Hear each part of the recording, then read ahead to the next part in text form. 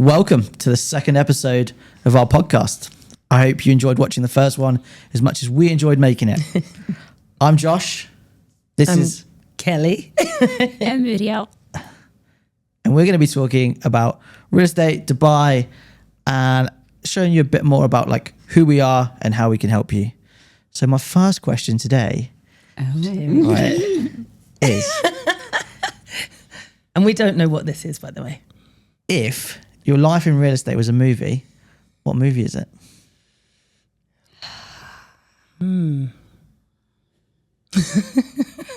Okay, so I'm gonna We've only got an hour. I'm gonna have to go with what just came into my head. And now I need to explain it. Forrest Gump. Wow, niche. What are you doing, like playing table tennis and on Bubba Gump's shrimp boat? Exactly this. In real estate, you never know what the day is going to bring. Even though you think you have a plan, or you try to have a plan, and obviously you try to structure things, you know, to a certain degree, you never know. A simple conversation could lead to something else. You could end up on a viewing, what you think's a viewing, and no one turns up, or you never know what's going to happen. So I could be playing table tennis and then on a shrimp boat in the afternoon. And sometimes running away. Would you describe real estate as a box of chocolates? You never know what you're going to get. Exactly that. Well done, Josh. Love that. Yeah. Thanks. That's from the movie. Muriel? I don't feel like I watch enough movies. You must watch some movies. Like Titanic? We're all drowning. No. What movie have you seen that you like? One you like? Pitch Perfect. Not one that's reflecting my life in real estate. Maybe it does. What's your favourite movie? Redeeming Love. That's my all-time favorite movie. Redeeming Love. What is that? I haven't seen that. Have you not seen it? No. Love it. Well, what happens? Well, what is it? You've got to explain it now. I feel like it's not podcast friendly. Oh, one of those movies. Whoa, okay. So this is what you do day to day in your real estate life. Well, I'm pleased that doesn't reflect your real estate career. And Josh, Yeah, you. moving on. The Greatest Showman. Ooh, love that one too. Yeah, because I think we are we're just showing the unnatural. We're showing what could be in your future, and I think The Greatest Showman, the story is from like rags to riches, which is pretty much what most people go through when they start investing in Dubai real estate, where they have no idea how it's going to work to start with, and then by the end of your movie, you're passing it on to the next person, and you're retiring in your mansion just outside New York. Love The Greatest Showman. Nice. Love it. I really want to know more about this movie. Not on the podcast. Not on the podcast. If anyone wants to know more about the movie, I was going to say. message Miriam. Actually, don't do that. It's weird. Flipping property. This is like something that comes up quite a lot in the discussions that we have with investors, and I kind of think everyone now wants to be a property developer. And do you still think there is the opportunity to flip secondary market units where you renovate and make a decent profit, and B, do you think that agents telling people that they can flip in 12 months on off plan is actually achievable?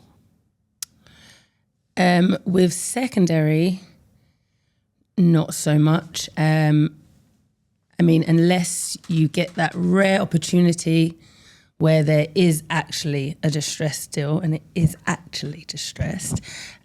Someone needs a quick exit for whatever personal reasons, and you're ready with the cash to go, but that's like super quick, and you blink, it's gone. Outside of that, not so much at the moment because of prices. And with off-plan, if you're lucky to get those rare gems, I don't think it's as easy as it was, even a year ago, I would say. What do you think? Definitely off plan with the prices nowadays. I don't think there is a quick flip to be made. I do believe there are some projects that come on the market that have the possibility to do this. But again, yeah, rare. Yeah, I think the problem that we face is that everyone wants everything like now. We live in like the world of instant gratification, where you post something on Instagram and you get 1,000 likes and then you get like a shot of endorphins, and that's what everyone wants. They want everything like today. But one of you said it to me the other day about real estate. Like, real estate has never ever been a short-term moneymaker. No. Like, real estate has always been the 10-year play. Whatever you bought 10 years ago is, I don't think there's ever been a time when what you buy 10 years ago is not worth more in 10 years' time. And you mentioned distressed deals. Like, there isn't that many distressed deals in the market because everyone brought 2-3 years ago when the market started going up. So even if the market comes back a bit, if someone doesn't sell, like, then they're not distressed. They just hold on to it or they rent it out because they're still making 8-10%. And there's nowhere else in the world that you can make 8-10% in a secure market. Exactly. You might be able to make something like Eastern Europe on like an absolute punt, but in Dubai, you're making 8-10% and it's pretty secure.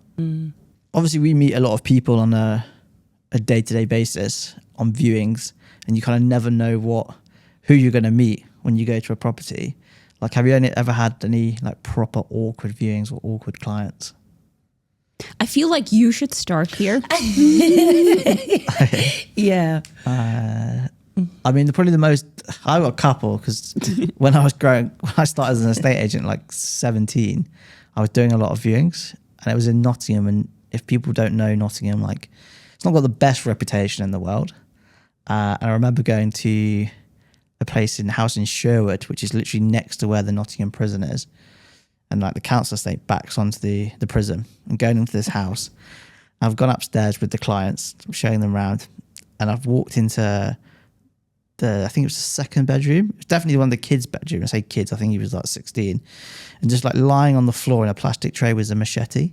And the machete was like that. And I was like, oh. Time to go. Time to go. So as I've come down the stairs, the kids come back, and he's kind of like pushed past his mum, pushed past us on the stairs, run upstairs, grabbed the machete, and then like ran out the door. And I was like, whoa. Jesus. I don't think I'll be selling this one today. Needless to say, didn't get an offer on that one. Wow. Yeah, it's pretty wild. There's been other times like where I've been walking, like I did a viewing one day in a place called Baseford, and the next day I went and did a viewing, and the house next door was police taped up because there'd been a shooting there the night before. What, Nottingham again? I didn't really experience that. Does that have a reputation? I've never really had that in Dubai though. No, So. funny that. Yeah. What about you? Do you know, I can't actually think of any clients. I think maybe I've been lucky. I can't think of any experience where I've been like, that was super weird. I can give an example of a cringe moment, and even my client picked it up. But it's agents. Yeah. And it was, and I don't know why they need to say this, because it's actually happened a few different times. On a viewing with my client, he's looking at a villa on the Palm, and literally we meet the agent, we walk into the house, and the agent goes, "Hi, yeah, so right, I'm the number one agent on the Palm." Cool. I was like, Nice. okay, and like, just show him the property. If you're number one, you don't need to tell us. Do the deal, close the deal. That's it. Who are you proving this to? It was weird. And even my client paused. And afterwards, I thought, I'm not going to say anything, let it go. And my client actually said to me afterwards, that was cringy. And I was like, thank you. Thank you. I said, I thought you picked up on it. So yeah, I just don't understand that line, to be honest. Yeah. Okay, so it's not a funny story. Oh. It was just an awkward situation. I had this viewing in a villa, and I was waiting for the client. And I opened the door, and there are these 5 huge men. So once I opened the door, I was already like, okay, didn't really expect this, but fair enough. So, okay, we do the viewing, la la la. We end up upstairs in the bedroom. sounds like her movie.